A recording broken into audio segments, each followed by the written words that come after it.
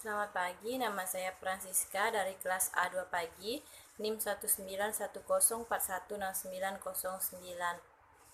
Mata kuliah UTS Manajemen Pemasaran 2, dosen pengampu Adi Mursalin SEMM. Soal pertama, sebutkan dan jelaskan minimal strategi. Ini 5 strategi produk yang digunakan perusahaan dalam memasarkan produknya. Pertama, perluasan produk mix. Kedua, penyempitan produk mix. Ketiga, perubahan produk yang ada. Keempat, pengembangan penggunaan produk yang ada.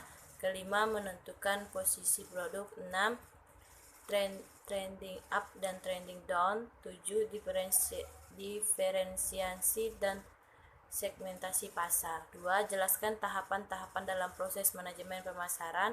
Berikan secara sistematis dan komprehensif. Pertama, analisis peluang pasar. Analisis lingkungan pemasaran penting sekali untuk meraih peluang-peluang dari setiap perubahan-perubahan yang terjadi. 2, meneliti dan memilih pasar sasaran dan upaya memposisikan pasar. Kisi-kisi produk atau pasar harus dapat diperkirakan dari masing-masing kelompok pasar sasaran. Selain itu, perusahaan harus dapat mengembangkan strategi penempatan atau positioning strategi pada pasar sasaran. 3, mengembangkan strategi pemasaran. Perusahaan harus mengembangkan suatu perbedaan dan strategi penempatan pasar sasarannya. Perusahaan harus mampu memberikan keistimewaan yang lain dari pesaingnya dan mampu memenuhi keinginan para pelanggan. Perusahaan harus mampu mengembangkan sebuah peta kedudukan produknya agar menduduki posisi yang lebih baik dari pesaing-pesaingnya. 4, perencanaan program pemasaran. Strategi pemasaran terdiri atas pengambilan keputusan tentang biaya pemasaran, bauran pemasaran, dan alokasi pemasaran. Pengorganisasian pelaksanaan dan upaya pengendalian pemasaran. Pengorganisasian berarti membentuk struktur personalia pemasaran dan menetapkan tugas secara jelas, secara terkoordinir. Selain itu, bagaimana personalia ini dilatih, diarahkan, dimotivasi, dan dievaluasi. Manajer perusahaan juga menganalisa secara berkala profitabilitas nyata dari berbagai produk, kelompok pelanggan, saluran distribusi, dan besar pesanan.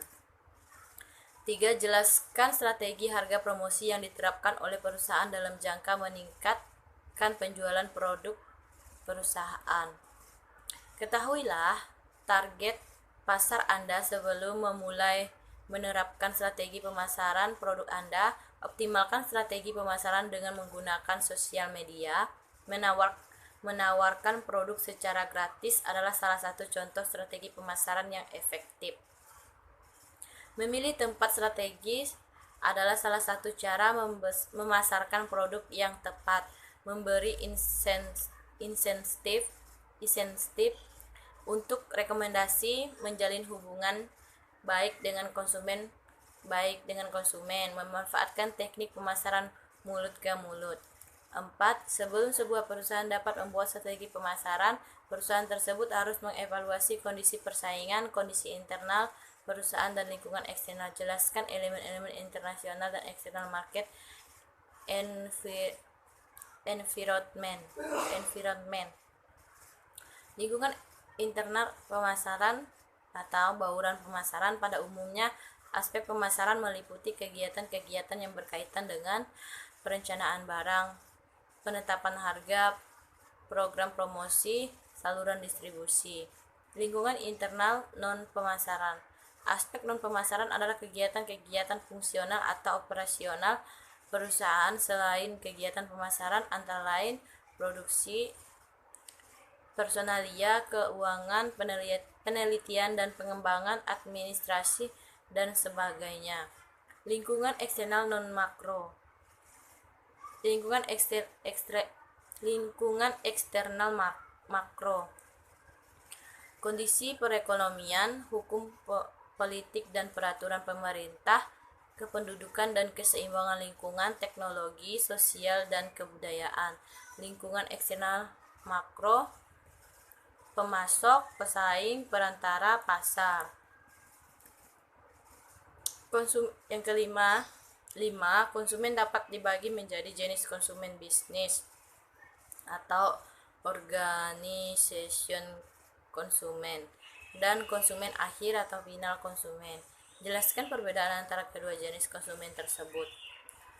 Konsumen akhir atau konsumen rumah tangga yaitu konsumen yang melakukan pembelian untuk kepentingan diri sendiri, keluarga, atau keperluan hadiah bagi teman maupun saudara, tanpa bermaksud untuk menjual belikannya.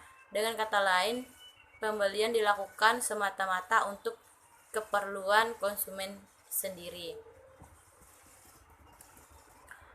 Kedua, konsumen bisnis atau disebut pula konsumen organisasional, konsumen industrial atau konsumen antara adalah jenis konsumen yang melakukan pembelian untuk keperluan pemrosesan lebih lanjut, kemudian disewakan kepada pihak lain, dijual kepada pihak lain atau pedagang, digunakan untuk keperluan sosial dan kepentingan publik atau pasar pemerintah dan organisasi. Sebutkan dan jelaskan 4 faktor yang mempengaruhi proses pembuatan keputusan konsumen. Pertama, motivasi merupakan suatu dorongan yang ada dalam diri manusia untuk mencapai tujuan tertentu. Kedua, persepsi merupakan hasil pemaknaan seseorang terhadap stimulus atau kejadian yang diterimanya berdasarkan informasi dan pengalamannya terhadap rangsangan tersebut. Yang ketiga, pembentukan sikap merupakan penilaian yang ada dalam diri seseorang yang mencerminkan sikap suka atau tidak suka seseorang akan suatu hal. 4. Integritas merupakan kesatuan antara sikap dan tindakan. Integritas merupakan respon atas sikap yang diambil. Perasaan suka akan mendorong seseorang untuk membeli dan perasaan tidak suka akan membulatkan tekad seseorang untuk tidak membeli produk tersebut.